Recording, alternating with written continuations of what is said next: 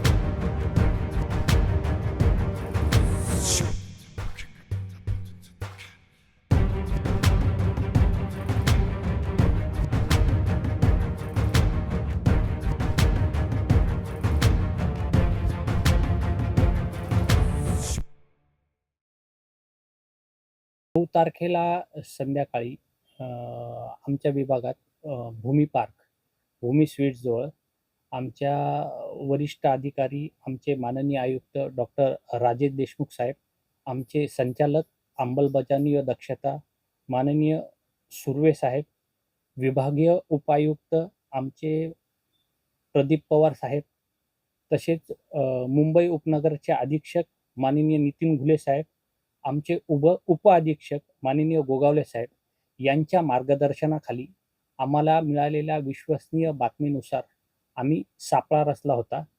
त्या सापळ्यामध्ये आमच्या FL1 trade म्हणजे घाऊक विक्री जी होते त्याच्यावरनं नानक ट्रेडवरनं एक टेम्पो भरलेला, त्याच्यामध्ये आमचे नोकरनामाधारक जे कर्मचारी काम करत होते ते मद्य घेऊन आले.